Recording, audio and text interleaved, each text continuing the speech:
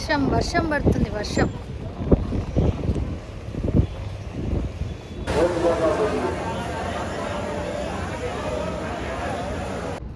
Good morning. Day 5 in Ladakh trip. ఇప్పుడు బృందావన్లో ఉన్నాము. బృందావన్లో temple దర్శనానికి వెళ్ళాలి. నైట్ అంతా మంచిగా వర్షం పడింది. మేము కార్లోనే పడుకున్నాము. చెప్పాము కదా స్టే తీసుకోలేదు అనేసి. సో ఈరోజు స్టే చెక్ ఇన్ 1 o'clockకి. సో అప్పటి వరకు బృందావన్లో టెంపుల్స్ కవర్ చేద్దాం కొన్ని అనేసి అనుకున్నాము. లడాక్ అని చెప్పి ఇంకా బృందావన్లో ఉన్నారేంటి అని అడగద్దు క్వశ్చన్. ఎందుకంటే మేము ఒక ట్రిప్కి వెళ్తే ఆ ఒక్క ప్లేస్ కాకుండా ఆన్ ద వేలో వేరే ప్లేసెస్ కూడా కవర్ చేసుకొని వెళ్తాం. బికాస్ కొంచెం మనీ సేవ్ అవుతాయి కాబట్టి. మళ్ళీ మనము ఒకటి ఓన్లీ బృందావన్ కోసం హైదరాబాద్ నుంచో వైజాగ్ నుంచో ట్రిప్ వేసుకొని రావడం అంటే బడ్జెట్ ఎక్కువ అయిపోతుంది. అందుకే ఆన్ ద వేలో లడాక్ వెళ్ళే వరకు కొన్ని ప్లేసెస్ మేము ఆల్రెడీ ప్లాన్ చేసుకొని వచ్చాం. దాంట్లో ఈరోజు ఈరోజు మొత్తం బృందావన్, రేపు మార్నింగ్ మళ్ళీ మేము బృందావన్ నుంచి బయలుదేరుతాము. సో రేపు ఎక్కడికి వెళ్తాం అన్నది రేపు మాట్లాడుకుందాం. ఈరోజు బృందావన్లో ఏమేమి ప్లేసెస్ చూస్తాను ఏంటి అన్నీ నేను వీడియోలో చెప్తాను. సో ఈరోజు ఫ్రెష్గా కొత్త డే అండ్ మనము బృందావన్కి వెళ్తున్నాం. సో చాలామంది ఫేవరెట్ ప్లేస్ బృందావన్. నన్ను చాలాసార్లు కామెంట్ చేశారు బృందావన్ గురించి చెప్పండి అని. We already made some videos about how to visit Brindavan and all. మీరు అవి కూడా చెక్ చేయొచ్చు. అలానే ఈ ఛానల్ని సబ్స్క్రైబ్ చేసుకోండి, రాధే ట్రావెలర్ యూట్యూబ్ ఛానల్. ఈరోజు ఫస్ట్ మేము బన్కే బిహారీ మందిర్కి వెళ్తున్నాము. ఇన్స్టాగ్రామ్లో చాలా వీడియోస్ చూసాం. చాలా క్రౌడ్ ఉంటుంది అక్కడ. అండ్ అందరి ఫేవరెట్ టెంపుల్ ఇక్కడికి బృందావన్కి వచ్చే వాళ్ళకి. సో మేము కూడా చాలా ఎక్సైటెడ్గా ఉన్నాం. ఎర్లీగా బయలుదేరాం, అయినా కూడా ట్రాఫిక్ అప్పుడే స్టార్ట్ అయిపోయింది. అండ్ రోడ్స్ అయితే ఎంత బాగున్నాయంటే ఆ బృందావన్ ఫీల్ వస్తుంది. ఇక్కడ చాలా నీట్గా మెయింటైన్ చేస్తున్నారు, స్పేషియస్గా ఉంది. ట్రాఫిక్కి కూడా అందరికి ఇబ్బంది లేకుండా బాగా మెయింటైన్ చేస్తున్నారు అనిపించింది.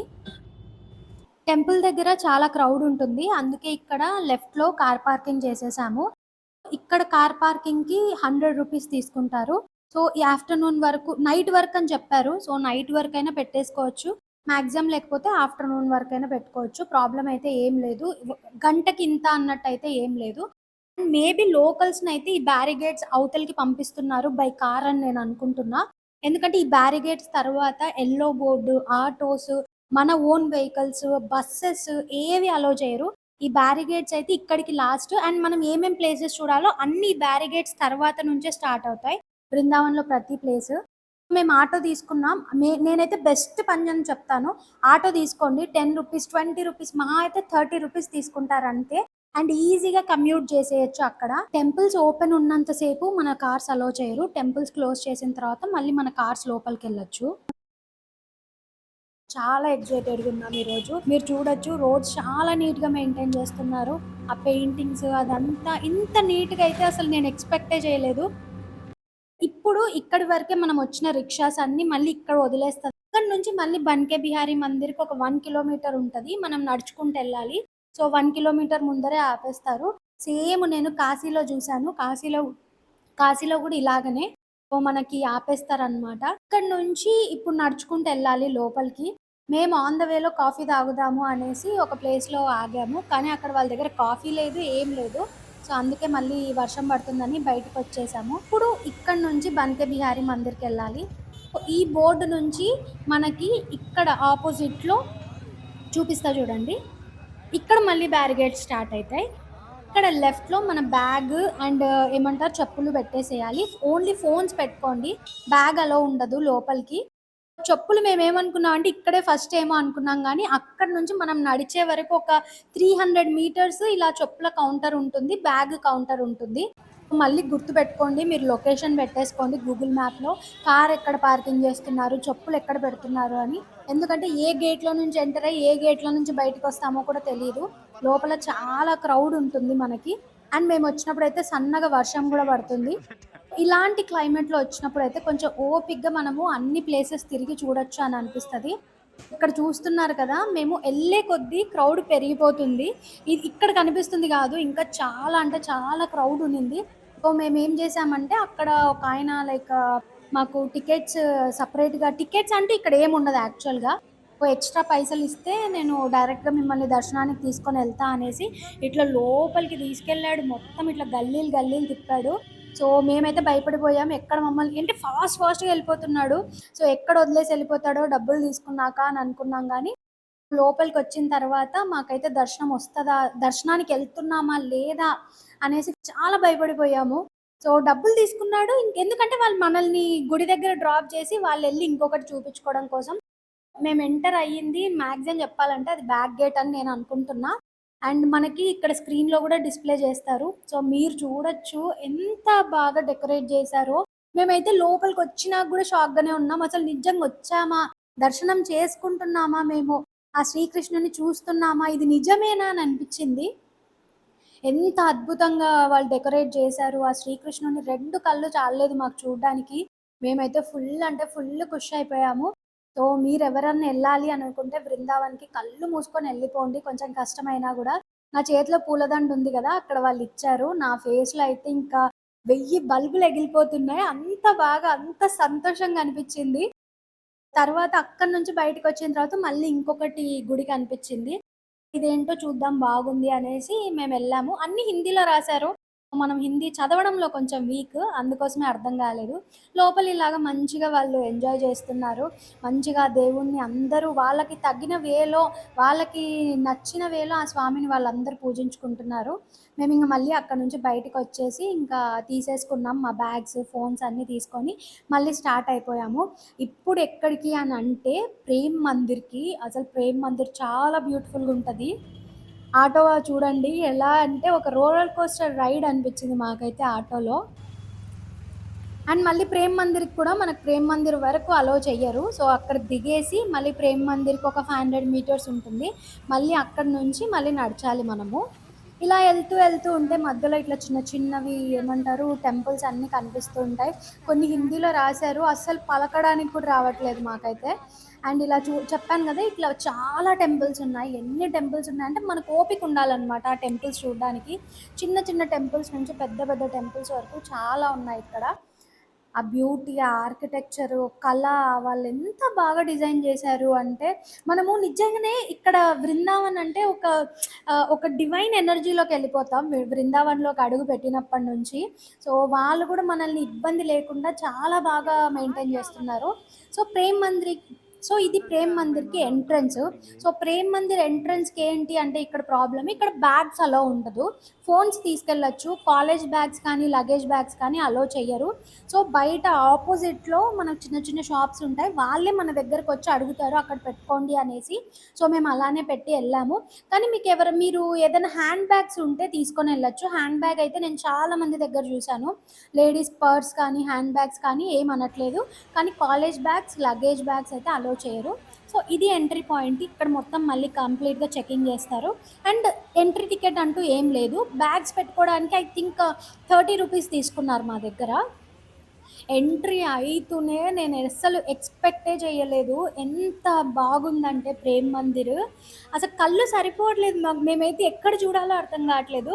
ఇది ప్రేమ్ మందిర్ మెయిన్ గుడి అనమాట. ఈ చుట్టూ సర్కిల్ మొత్తము ఆ కృష్ణుడి లీలలు, ఆ కృష్ణుడి ఘట్టాలు ఏమేం జరిగాయి బృందావన్‌లో అవన్నీ అక్కడ పెట్టారనమాట. బొమ్మల్లాగా పెట్టి గోపికలతో కృష్ణుడు, మళ్ళీ బలరాముడితో కృష్ణుడు, అట్లా ఎంత బాగుందంటే బాలకృష్ణుడు అండ్ గోవర్ధనగిరి ఎత్తినది అలా చాలా బాగా పెట్టారు. సో, నేనైతే సజెస్ట్ చేస్తాను 100% మీకు కుదిరితే, మీకు టైం ఉంటే కమింగ్ మాన్సూన్‌లో లైక్ రెయినీ సీజన్‌లో ప్లాన్ చేసుకోవద్దండి. మాన్సూన్‌లో ప్లాన్ చేసుకోండి. మంచిగా లేకపోతే వింటర్ సీజన్‌లో ప్లాన్ చేసుకోండి. ఎంత బావుంటుందంటే అక్టోబర్ నుంచి ఫిబ్రవరి వరకెళ్ళండి. ఎందుకంటే ఇక్కడ చాలా ఏమంటారు హీట్ ఎక్కువుంటుంది. సో, అక్టోబర్ నుంచి మీరు ఫిబ్రవరి వరకెళ్తే చాలా ప్రశాంతంగా అనిపిస్తుంది మీకు కూడా. సో, ఎళ్ళండి. ఫ్యామిలీతో ఎళ్ళండి. మీ పిల్లలతో ఎళ్ళండి. ఫ్రెండ్స్‌తో ఎళ్ళండి. సోలోగా గూడా ట్రిప్ ప్లాన్ చేసుకోవచ్చు. అన్ని దగ్గర ఆటోస్ అవైలబుల్ ఉన్నాయి. అండ్ బడ్జెట్ ఫ్రెండ్లీలో మీకు స్టేస్ దొరికేస్తాయి. సో, ప్రాబ్లమే లేదు. నాకైతే అసలు మొత్తం ఇది ఎంత పాలరాతితో కట్టారనమాట. మీరు చూడొచ్చు ఎంత సంతోషపడిపోతున్నా అంటే నేను నిజంగా వచ్చానా, బృందావన్‌కి నేనొచ్చానా అని అనిపిస్తుంది. అంత బావుంది టెంపుల్. అండ్ ఇక్కడ ఏంటి అనంటే మెయిన్ డిసడ్వాంటేజ్ అదే, బ్యాగ్ తీసుకోవడానికి లేదు. లోపల ఫుడ్ దొరుకుతుంది. కానీ ఫుడ్ కూడా చాలా కాస్ట్‌లీ అనిపించింది మాకైతే. సో, అదొక్కటి మీరు వాటర్ బాటిల్ తీసుకొనెళ్ళండి ఎళ్ళేటప్పుడు. మేము వాటర్ బాటిల్ కూడా తీసుకొనెళ్ళలేదు. సో, మీరిక్కడ చూడొచ్చు ఆ కృష్ణుడు, బలరాముడు, అక్కడ ఏమంటారు గోవులు అవన్నీ ఎంత బాగుందో. సో, ఎవ్రీథింగ్ మనం చిన్నప్పుడు కార్టూన్స్‌లో, మూవీస్‌లో చూసి ఏవైతే ఇమాజిన్ చేసుకున్నామో అవన్నీ ఇక్కడ మనకి ఇలాగా బొమ్మల్లాగా చేసి ఇట్లా పెట్టారనమాట. చాలా బాగుంది. అండ్ మీలో ఎంతమంది బృందావన్‌కెళ్లారు? నాలాగే మీలో ఎంతమంది ఎక్సైట్ అయ్యారు వెళ్ళిన తర్వాత అన్నది పక్కా చెప్పండి. ఇవన్నీ చూడండి ఎంత క్యూట్‌గున్నాయో, రియలిస్టిక్‌గున్నాయి ఫస్ట్. నిజంగానే ఇలా ఉంటుండేనా అని అనిపిస్తుంది. అంత అందంగున్నాయి. ఇక్కడ కృష్ణుడొచ్చేసి గోపికలతోటి డాన్స్ చేస్తున్నాడు మంచిగా.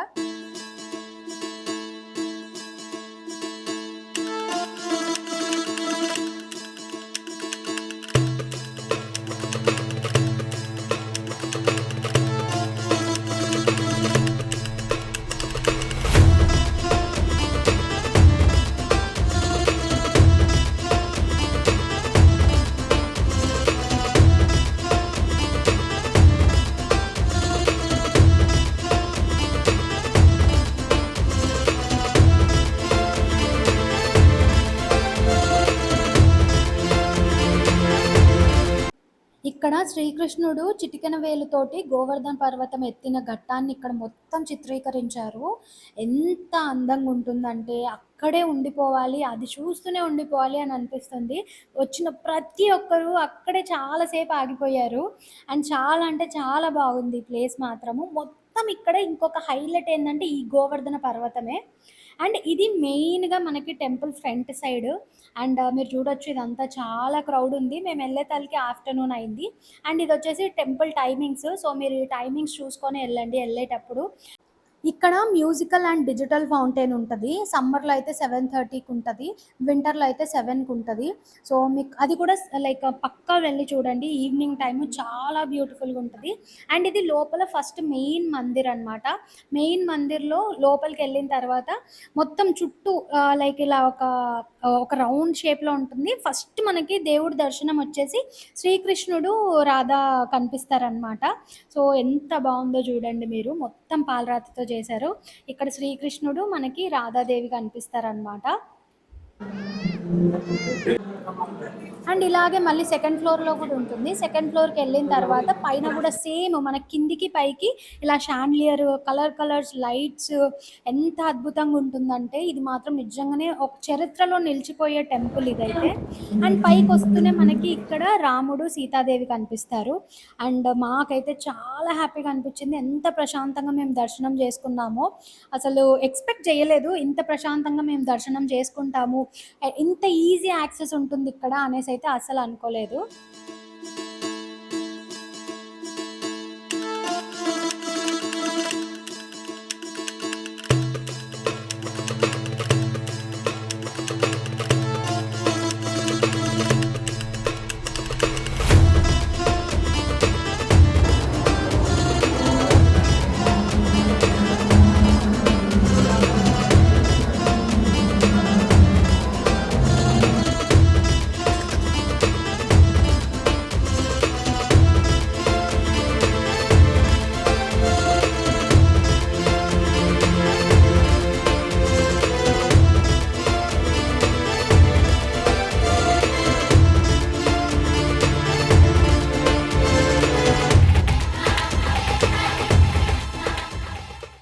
ఇక్కడే చెప్పుల స్టాండ్ ఉంటది. ఫ్రీనే. సో, చెప్పులక్కడ పెట్టేసెళ్ళొచ్చు. చాలామంది పెట్టట్లేదు. పక్కన పడేసి ఎళ్ళిపోతున్నారు. సో, మీరెళ్తే అక్కడ చెప్పుల స్టాండ్‌లో పెట్టేసెళ్ళండి. అండ్ ఇది చూడండి ఎంత బ్యూటిఫుల్‌గుందంటే శ్రీకృష్ణుడు, రాధాదేవి నిజంగానే వర్షం పడుతున్నట్టుంది.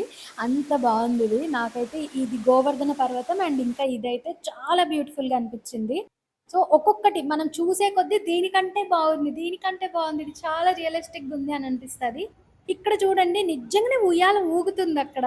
మేము ఒక సెకండ్ ఆగిపోయామన్నమాట. నిజంగా ఊగుతుందా లేదా? సో, మేమింకా ప్రేమ్ మందిర్‌లో అయితే లిటరల్లీ 2 అవర్స్ స్పెండ్ చేసాం. సో, ప్రేమ్ మందిర్‌కి ఆపోజిట్‌లో మేమిక్కడ బ్యాగ్స్ పెట్టేసి ఎళ్ళాము. అక్కడ ఇప్పుడు ప్రేమ్ మందిర్ నుంచి మళ్ళీ రిక్షా తీసుకున్నాం. మేము నడవాలి అని అనుకోవట్లేదు కాశీలో నడిచినట్టు. సో, అందుకే రిక్షా తీసుకున్నాము. రిక్షా తీసుకొని ఎళ్తున్నాం. ఎక్కడికి? ఇస్కాన్ టెంపుల్‌కెళ్తున్నాము. ఇస్కాన్ టెంపుల్ గూడా ఇది మా ఒక బకెట్ లిస్ట్ అనమాట. వృందావన్‌కొస్తే పక్కా ఎళ్ళాలి అనేసి మేమొక లిస్ట్ ప్లాన్ జేసుకున్నాం. ఓకే. ఈరోజు కుదిరినన్ని చూసేయాలి అన్నది మా ప్లాన్ అనమాట. ఇస్కాన్ టెంపుల్‌లో గూడా లగేజ్‌కి అండ్ ఫుట్‌వేర్‌కి సెపరేట్‌గా అక్కడ ఉంటుంది. మనం అక్కడ పెట్టేసి ఎళ్ళొచ్చు. లోపలికి అలో చెయ్యరు. చెప్పులు ఇంకా బ్యాగ్స్, మొబైల్ ఫోన్స్ తీసుకొనెళ్ళొచ్చు.